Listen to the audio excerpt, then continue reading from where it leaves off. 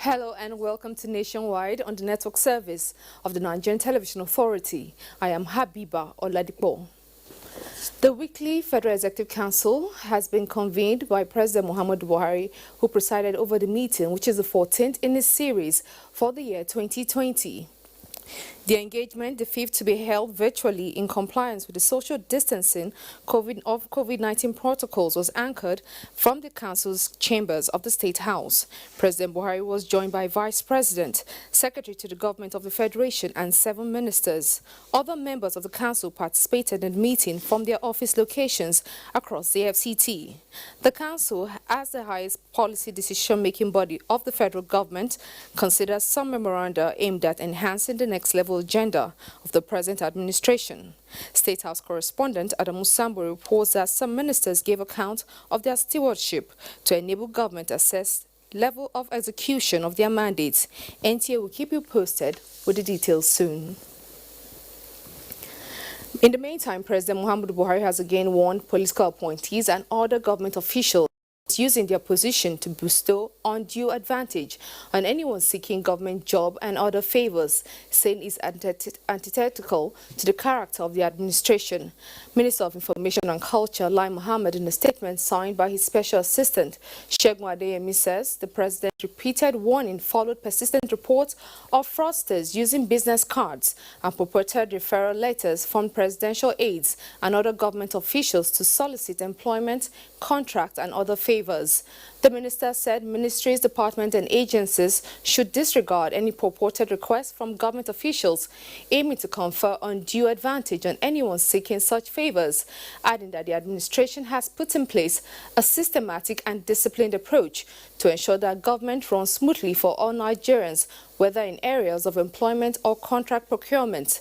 The statement maintained that the system should be allowed to work for all Nigerians without interference. The Buhari Media Organization, BMO, has commended the Rivers State Governor, Nyesom Wike, for affirming that President Muhammadu Buhari has not abandoned any part of the country. The media organization, in a statement, said Governor Wike's view on President Buhari discredited the position of a social-cultural group in the Niger Delta region, claiming that the Buhari administration had exhibited bias against the Niger Delta in the last 5 years. The statement says it was surprised that Governor Wike took out a full-page advert in national dailies as well as issued a personally signed press statement thanking the president for approving the refund of 78.9 billion naira to Rivers State government, a refund for the execution of federal government road projects in the state. BMO added that the governor's comment was a confirmation of what it had always said about President Buhari being a selfless and nationalistic-minded leader.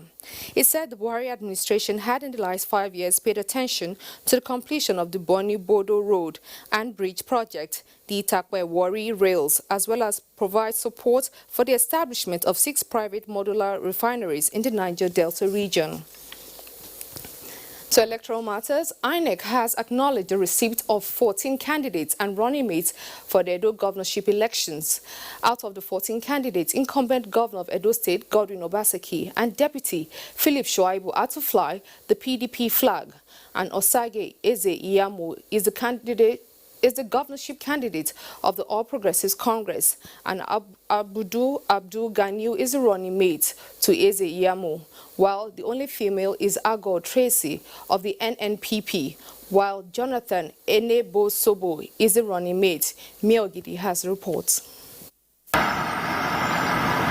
Edo and Ondo, states that sound like twins, and incidentally, they have twin challenges. How to avert violence and avoid the spread of COVID-19 as the conduct of the governorship elections get closer. With more than 2.2 million voting population and 14 candidates in Edo State, while 1.8 eligible voters in Ondo, the challenge seems tasking. COVID-19, being a new challenge, needs new thinking. So, INEC and security agencies are also thinking new. This 17-point guideline is a child of that new thinking by INEC, the police, and the Office of the National Security Advisor. It is a two-part document. Part 1 deals with Code of Conduct for Security Personnel and Part 2 on Rules of Engagement. Rule number 12 specifically states that if a security personnel on duty observes a voter or any other person at the election location to be in breach of the INEC policy on the conduct of election in the context of COVID-19 pandemic, he or she shall politely caution the person. And operations now in a central pool by all security agencies. So we are going to have one central command for election duty personnel. We are going to also make sure that we standardize the training for all of them, and there will be one central deployment in terms of elections. In terms of the new reality in town, in terms of social distancing, in terms of wearing of face masks, in terms of hand sanitizers and so on, we are going to be working closely with the Nigerian police force and the security agencies to make sure that political parties space out their campaigns and their rallies so that they do not clash. While INEC insists on not trading anything off in the conduct of the elections, drawing from the experiences in party primaries in Edo State, efforts need to be redoubled. Mie Ogidi, NTA News.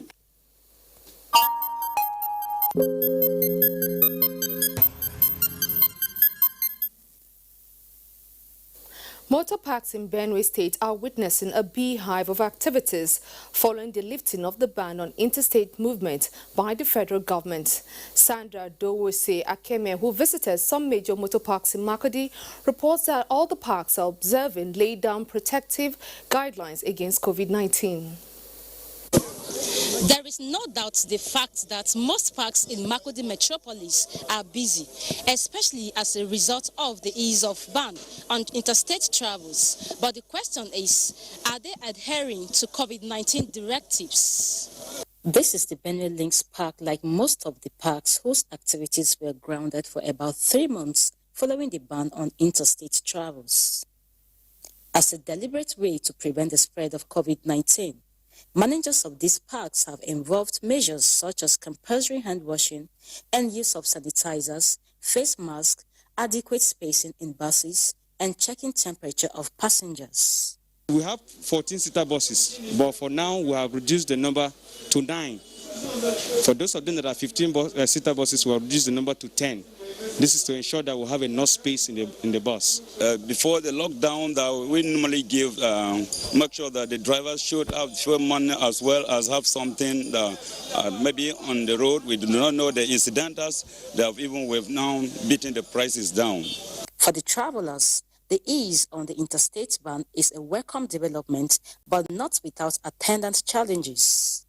Yeah, very difficult. Before they were carrying 2,500, but now, as I'm sitting here, I pay 3,200 from Makurdi to Abuja. Before I enter inside, they say they drop some other things on my hands. They say I should wash my hands. Then I wash it.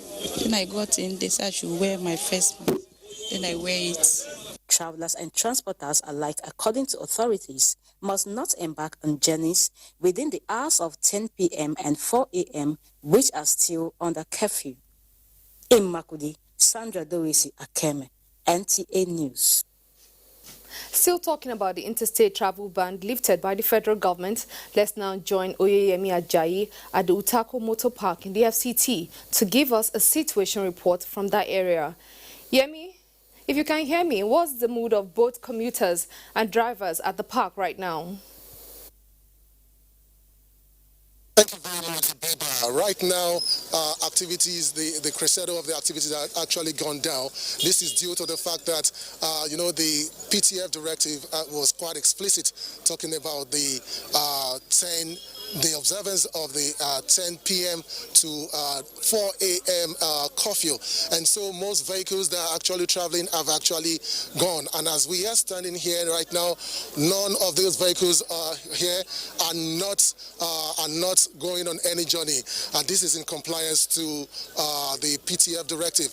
But on a larger note, in the morning when we came here, we saw a lot of people coming in to board vehicles to different locations with a little bit of activities going on here, because it's not as the usual way as it used to be in the taco park that we know.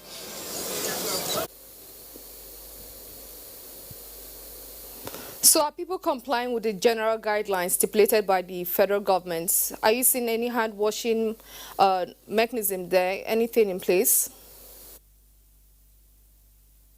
But when we came in here in the morning, even right now, we could still see the hand-washing basin here at the park. And I mean, talking about the entrance, the hand-washing zinc in compliance to the directive.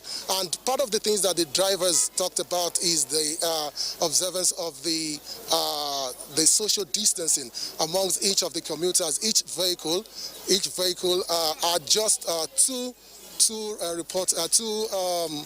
passengers on the board in order to comply with the social distancing in the vehicle. I know transport fare will be a big deal right now. So how is the situation with that? Well, in the morning when we came in here, there was, we spoke to some of the commuters and they talked about the increase in the fare.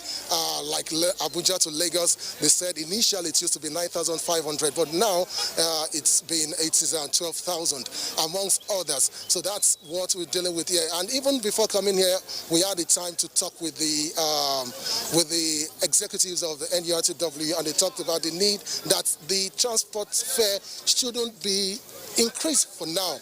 But when we told them about the increment, they were actually they talked about the need for them to speak with them in order to ensure that the fare are not making the passengers uncomfortable.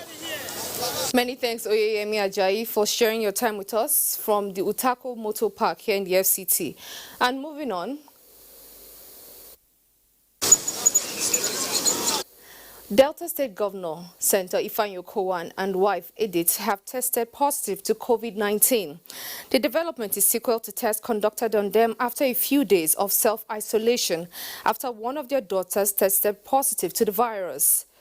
A statement by the Chief Press Secretary to the Governor, Mr. Olisa Ife-Ajaka, says they are in stable condition and have commenced necessary treatment and further isolation. The Governor thanked Deltans for their prayers and called for continuous supplications for all patients undergoing treatment for the pandemic.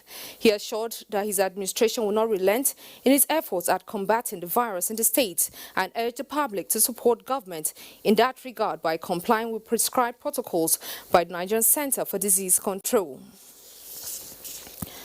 And moving on, new figures from the Nigerian Center for Disease Control, NCDC, has confirmed over 561 new cases of COVID-19 in the country.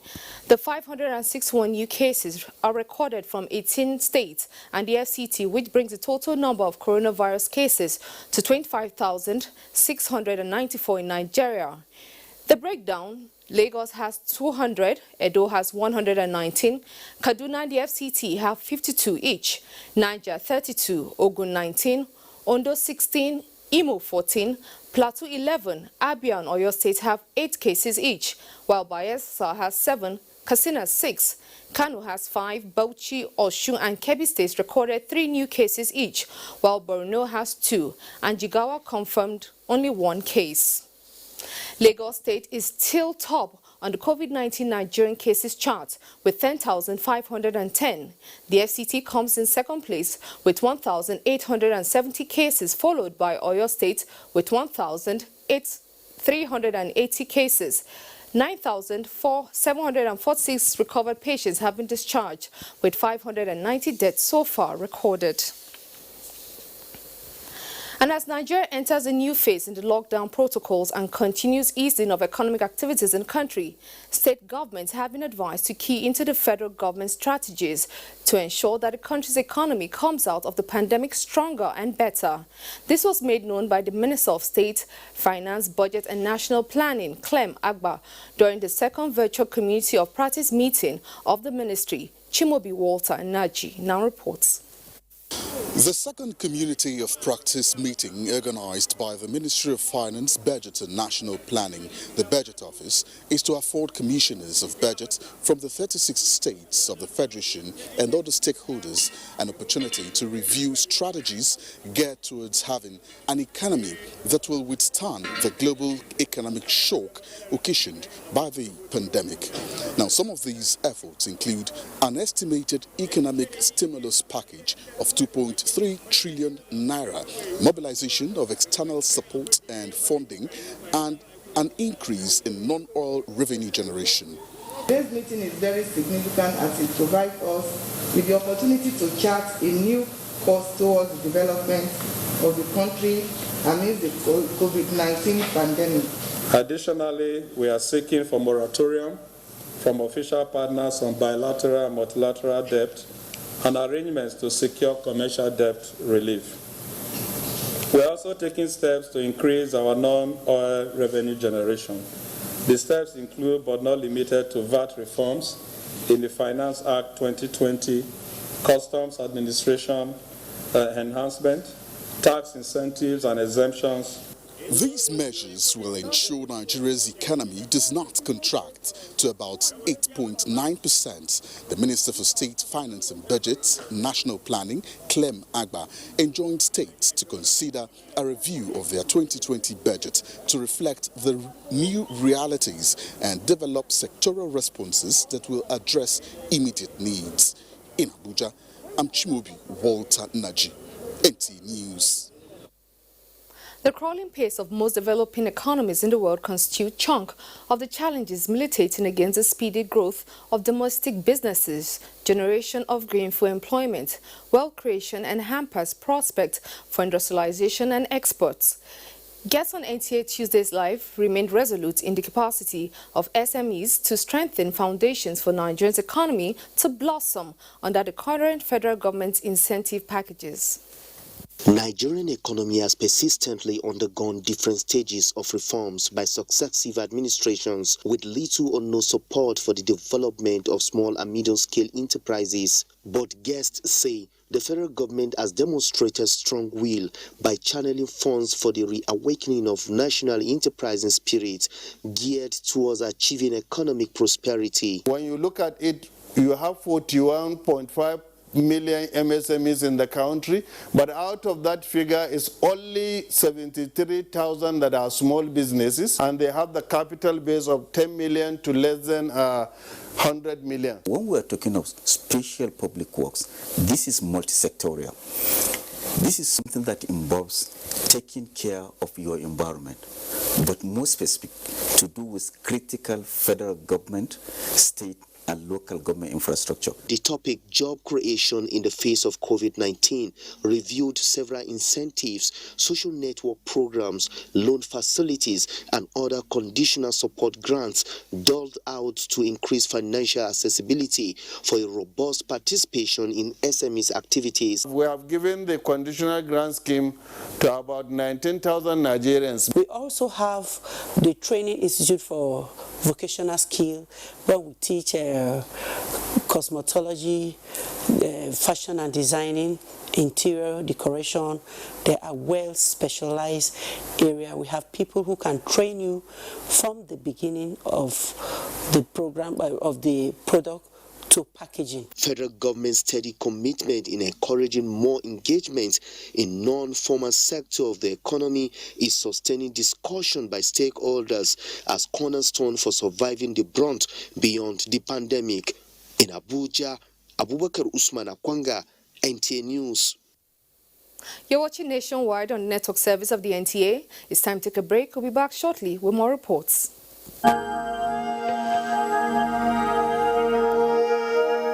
I wish to once again commend the frontline workers across the country who, on a daily basis, risk everything to ensure we win this fight.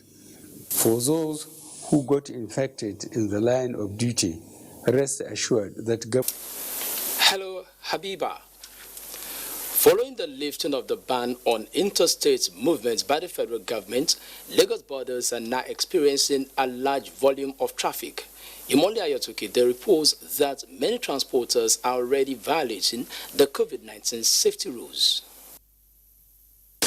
Now that the interstate movement has been lifted, many people who have been stranded outside Lagos and others who have businesses in the commercial nerve center have started rushing in.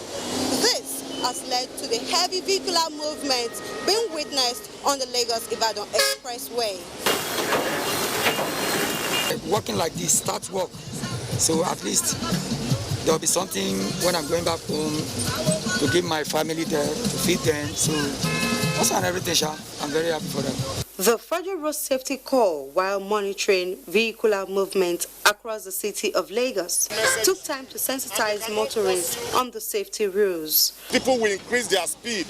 All their loved ones, their friends, their business associates they have missed in the last 4 months, they want to catch up with them. So there's tendency for them to increase their speed, and we might be seeing crashes that could lead to fatality. That's why we come to the borderline. Those that will be traveling outside the state, let us sensitize them. Some commercial buses violating the 50% passenger capacity and the use of face masks were arrested and questioned. One of them is Adamu Hassan, who was on his way to Kano. I've been carrying full load for a long time. I'm not aware of the law reducing passengers' capacity to 50%. Those who violated traffic regulations and COVID-19 protocols would be fined accordingly. In Lagos, Imole Ayotoke, NTA News. In the meantime, activities are gradually returning to various interstate transit parks after months of travel ban to check the spread of COVID-19 was lifted. Amaka Owo visited some parks and reports that operators have fully resumed business. Jigawa is one of the major takeoff points for travelers going to other states of the Federation, and there is usually a cluster of people who earn a living from activities at the various parks. So far, park operators say that they have not recorded much influx of passengers as they are ready to abide by the safety rules and measures put in place to curb the spread of COVID-19. This is the second bus loading over there for the day. By now, they are supposed to have up to 10 or 15 buses on their record. So it's like they are still scared, but we don't know how government will still encourage them. But although the distance measure is being maintained, because all the interstate transporters are really ready to comply. When I came, it was about 4,000 something, but now it's now 7,000 naira. I paid 7,000 naira. It's at least not that high, just a little. And there's social distance. Yes, supposed to be 2, but just 1 person now. So I think it's okay. What I would like doing is something that is lawful, not unlawful something. But I'm not. See, you can see this is my boss. You can see the goods. They, however, are expecting a boost in business activities in the days ahead. In Lagos, Amaka O, NTA News. Those are the stories from Lagos. The news continues with Habiba in Abuja. Many thanks, Michael. It is now more than 2 weeks with only 1 active case of coronavirus recorded in Jigawa State, despite community tracing embarked upon by the State Task Force on the disease. To this end, Governor Badaru Abubakar has announced new measures to sustain the feat achieved.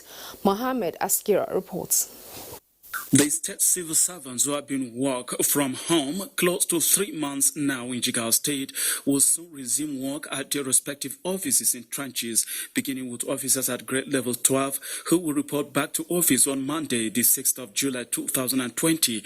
We have reached 15-day mark without new case of COVID-19 in the state, despite numerous testing being conducted on suspected patients. Since the beginning of this positive trajectory, we have refocused our attention toward mainstreaming COVID-19 activities into routine healthcare delivery in the state. Governor Muhammadu Badru Abubakar, who announced the closure of Shuarin Weekly Market for their inability to observe the safety guidelines as set by the National Center for Disease Control, threatens to close more if they do not obey the safety protocols. The governor also announced that the state government's readiness to begin distribution of palliatives donated by the federal government, among other organizations from within and outside the state. Governor Muhammadu Badru appealed to the residents in the state to keep to the precautionary measures as the battle is yet to be over. Muhammad Musa Askira, NTA News. Elsewhere, Coalition Against COVID-19 donated 38 trucks of food items to Nasarawa State as part of easing hardship from the pandemic. At a symbolic presentation in Lafia, Governor Abdullahi Sule says government remains committed towards implementing initiative for the well-being of the people. Aliu Tijani Muhammad reports. All the 147 electoral wards across the 13 local government areas of the state are to benefit from the palliatives. We are not going to allow diversion of these items to anywhere but straight to the targeted beneficiaries. We ensure that what we got really got, to the downtrodden. So I want to believe that this one will not be different from what we did in the past. Governor Abdullahi Sule warns against the diversion of the food items. He insists people in the rural areas and the less privileged will be given priority. Out of our transparency and accountability, with the fear of God that the Deputy Governor and I do have, we must show that we have done our best and we have tried our best to ensure that these products get to the destination they are supposed to. Since the state recorded its index case of COVID-19, organizations, well-spirited individuals have been donating to support government efforts. In Lafia, Aliu Tijani Mohammed, NTA News. And Port Harcourt is next on our lineup, where Jenny is standing by. Habiba, good evening and welcome. After weeks of COVID-19 pandemic with measures at attainment, normal activities have commenced in some motor parks in River State as a result of the ease of the ban on interstate movement by the federal government. Ijomo Gweke reports. The ease of the ban on interstate movements, which has commenced after weeks of COVID-19, offered people, especially those trapped in River State by the lockdown, the opportunity to travel. Traveling to go and see my people this day is a thing of joy, and even my people are happy that I'm coming down to see them.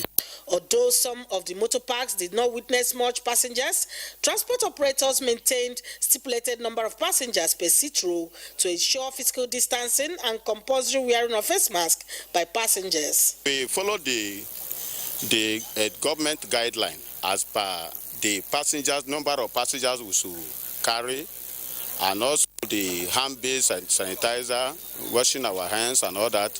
Everything is put in place. Then the passengers, at least 5 people in Siena, 221. However, reopening of the state boundaries has also generated massive movement of goods and services along the boundary towns. People can keep to the rules and regulations of NCDC. I think the economy needs to be open because we are fighting the pandemic. We don't want to fight another pandemic. Transporters and keen observers, while applauding federal government for taking the decision to open the economy, advocated stringent measures towards monitoring to ensure compliance. In Port Harcourt, Ijomo Gweke, NTA News. And residents of Umuebule, a Che community, have called for improved security presence to stem the tide of crimes within the Che and Obibo axis of River State. This followed the arrest of a kidnapped kingpin, Anthony Okechukwu, in Umuebule community, who allegedly killed and dumped the bodies of his victims inside a soccerway. Robinson Darataide reports. An hour and a half drive from Port Harcourt to Umuebule community in Eche, led by the Commissioner of Police, Mukan Joseph, accompanied by the Commander Anti-Kidnapping Squad, Edwin Collins. Their mission to evacuate the bodies of the 4 victims allegedly murdered by Anthony Okechukwu. The victims were businessmen who supplied Okechukwu shoes and later killed by him after inviting them to collect their money. To carry out his criminal act, the suspect carefully built a long fence over his bungalow. The police tracked him following a complaint by the family of the last victim, a businessman from Abia State. He collected some ransom and still went ahead to kill his victims. He's a serial killer. He's bloodthirsty.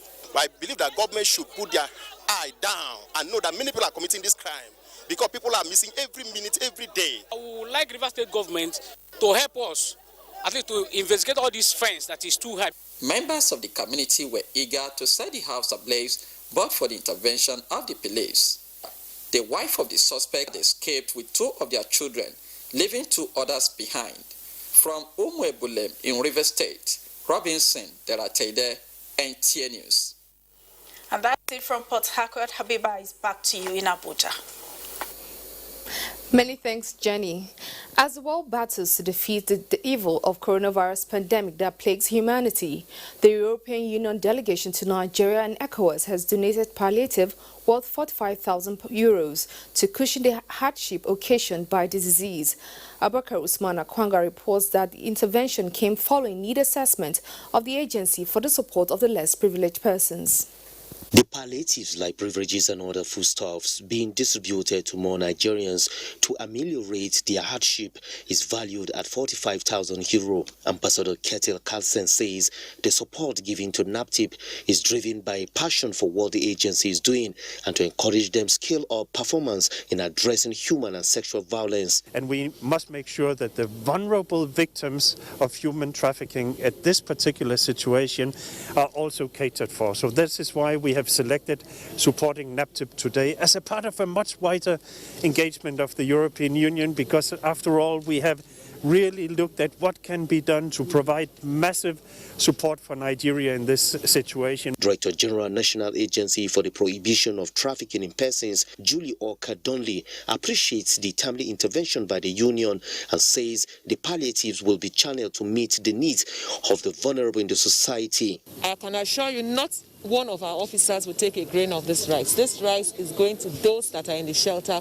because that is what it is meant for. She appeals to other international donor agencies to render similar support in mitigating crisis of the coronavirus pandemic. In Abuja, Abubakar Usman Akwanga, NTA News. Caleb in Jos Network Center has more reports on Nationwide.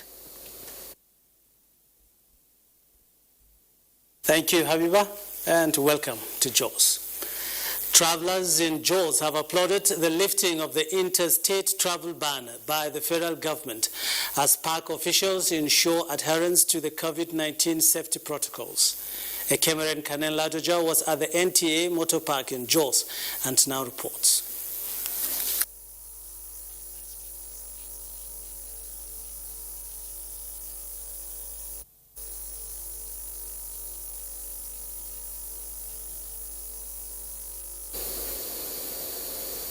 We apologize for the loss of audio in that report. Moving on from here, government at different levels can hardly implement her policy and programs without a corresponding well-sensitized and workforce and citizens. This Servicom is not resting in its resolve to be the foremost change agent for service excellence, this time through the instrumentality of work groups. Ikechukwu Ndukwe reports. Getting satisfaction from service rendered in public and private organizations is one dream Agabi Duchukwu Mekajidane and some others are keen to see in Nigeria. Partnering and receiving training on current global best practice on ensuring excellence in service delivery made their day. The OGP process has not come as a superimposition on any structure in government. It has not come to replace what exists. Rather, what it's doing is work with the structures already in place. Servicom has been in place in Nigeria since about 2003 or so. This is about working with what has already worked, however, to make it work better. For Servicom, providing guidelines for the new group is a sure way of improving citizen satisfaction by promoting service excellence in public service. They want to add value to the process. We want to streamline those processes. We want to reduce to the barest minimum the bottlenecks at the service windows so that we can begin to have enhanced processes and systems that would promote openness, transparency, and inclusivity. We want to bring Nigerians to begin to have a say in the way they are governed. Which way to go after the inaugural meeting? The work group is to inject new energy and zeal in promoting service delivery in Nigeria.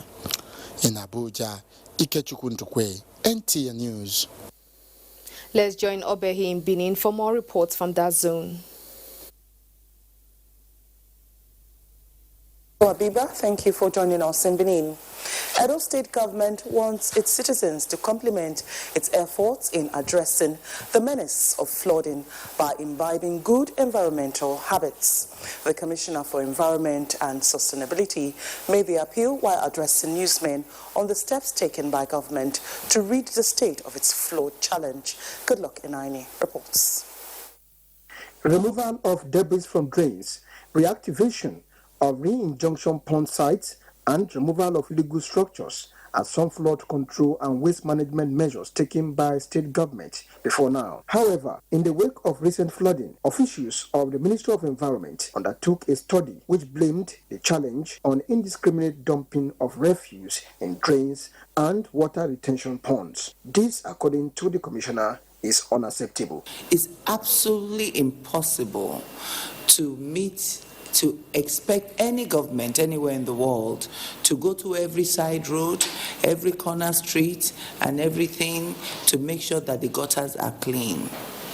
It is our individual responsibilities as people of this state to go back to the way we used to live. Mrs. Okpaku, while urging the citizens to engage the services of waste disposal in the evacuation of waste, however, remains optimistic that collectively the dream of making the state the cleaner is achievable. The state government is to embark on another round of sensitization tour in this regard. In Benin, good luck in Aini. NT News. The National Agency for the Prohibition of Trafficking in Persons, NAPTIP, Benin Zonal Command, has secured the conviction of one Vivian Francis, also known as Madam Venza, who specializes in human trafficking. The Zonal Commander in charge of Edo, Delta, and Bayelsa states, Ijoma Udwa, confirms in a briefing with newsmen in Benin. Peter Ibo reports. The 28-year-old Vivian Francis was said to have trafficked 3 ladies from Rivers State to a brothel in Benin City for prostitution before her arrest by intelligence reports. NAPTIP Zonal Commander reveals that Vivian Francis was arraigned in Criminal Division Court 3 in Benin City, where she pleaded guilty and was sentenced to 1 year in prison with a fine of 150,000 naira under Section 13 of the NAPTIP Act on June 30th, 2020 by Justice Isoke Erame. I think punishment now should be a deterrence to others. You know, human trafficking, so long as you have attempted, it is a crime. I want to let you know that in the midst of this pandemic, human trafficking, the crime of human trafficking is clandestinely going on. But I want to tell you people today that NAPTIP is really watching. When paraded before newsmen, the convict regretted committing the act. I made a mistake. I never knew it would happen like this. In Benin, Peter Oibo, NTA News. And that's it from Benin. The news continues with Habiba in Abuja. Many thanks, Obehi. But let's take a break. We'll be back shortly with more reports.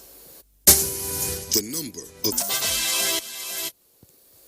President Muhammadu Buhari has written to the Senate requesting the confirmation of Suleiman Sani from the Federal Capital Territory as Carrier Ambassador designate and 41 other non-carrier ambassadors. In an executive communication to the Senate, the President submitted the names of Usman Mahmoud Hassan as Commissioner nominees for Revenue Mobilization and Allocation and Fiscal Commission and Williams Omorege Henry for Federal Civil Service Commission. The people of Anambra State, through a motion by Senator Ifeanyi Ubah, commended President Muhammadu Buhari, the Inspector General of Police, and the Senate for ensuring the establishment of a zonal police headquarters in Ukpo, Anambra State. Senate adopted Senator Abba Moro's motion urging security agencies to investigate and prosecute perpetrators of the recent attacks on the Chori and Itakpa communities in Benue State. The federal government has moved to recover a backlog of unremitted revenues accruing to it through the stamp duty tax in the last 6 years. The government disclosed this at the official inauguration of the Interministerial Committee on Audit and Recovery of back year stamp duties in Abuja. Benny Adams reports. Amid global dwindling oil revenue, the federal government has resolved to widen the country's revenue base by activating stamp duties revenue collection, which has been neglected for more than 20 years. The inauguration of the Interministerial Committee on Audit and Recovery of Back-year Stamp Duties and the launch of the FIRS adhesive stamp set the stage for a more vibrant revenue collection strategy. There is assurance that the collection from stamp duty will be second to oil revenue, as it has the potential to yield up to ₦1 trillion revenue annually if properly harnessed. We'll continue to provide the necessary legislative backings and oversight functions that will help maximize the revenue of government and ensure that government is better positioned to deliver on its mandate. Executive Chairman of the FIRS, Mohammed Nami, disclosed that the deployment of technology and the 2019 Finance Act have triggered growing revenue amounting to billions of naira. Total stamp duty remitted into Federation account from January 2020 to May, or precisely to say to June, as at yesterday, stood at 666 billion. To ensure transparency and accountability in the recovery process, President Muhammadu Buhari has directed that all remittances should be made to appropriate stamp duty accounts of the federal government at the Central Bank of Nigeria. Benny Adams, NTA News. And now let's reconnect with Caleb in our Just Network Center for more reports. Thank you, Habiba. Travelers in Jos have applauded the lifting of the interstate travel ban by the federal government as park officials ensure adherence to the COVID-19 safety protocols. A Cameron Kanen Ladoja was at the NTA Motor Park in Jos and now reports. For the past 3 months, the gates to the NTA park, like every other park in the nation, has been under lock and key to travelers. Following the lifting of the interstate travel ban, the park is now open for business. When I discovered that the road is open now, I'm now on my way going back to Jigawa. I'm very happy. You make sure you put on your nose masks. If you are not putting on, the police will stop you. They won't allow you to pass through. These are cutting measures that will prevent and enable us to travel.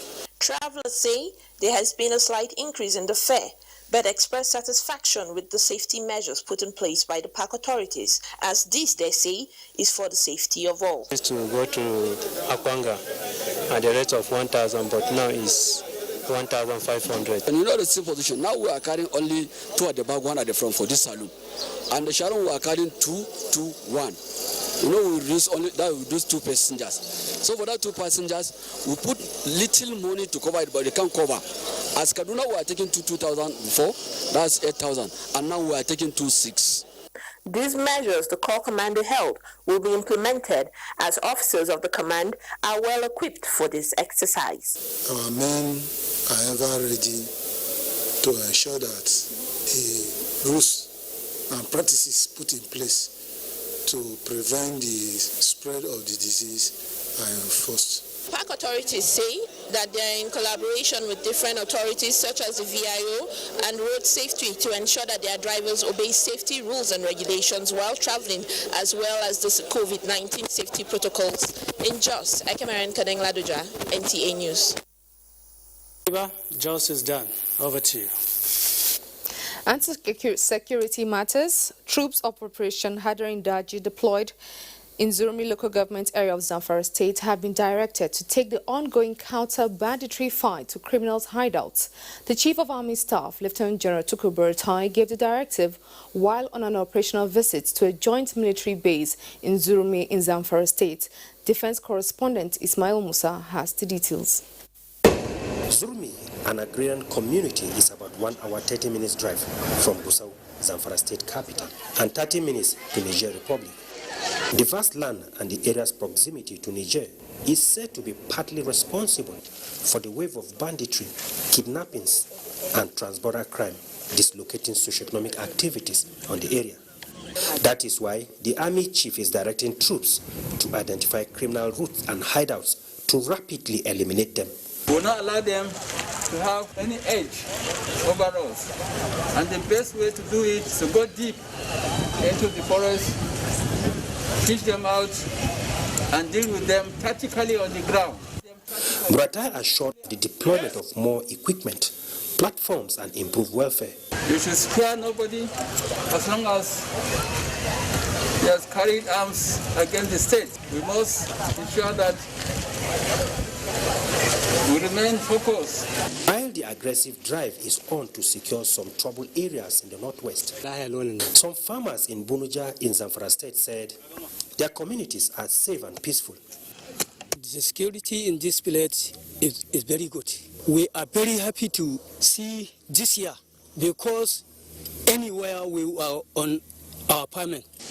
Lieutenant General Buratai was also at the palace of the Emir of Zurmi, Bubakar Atiku Ahmed, and Emir of Kauranamoda, where he enjoined the traditional institutions to cooperate with security agencies in the renewed onslaught against criminality in the zone. From Kauranamoda, Ismail Musa, NTA News. And now sports. Our special report on sports focuses on Nigeria's 48-year-old first-tier football league with Clement Olorontoba as our guide.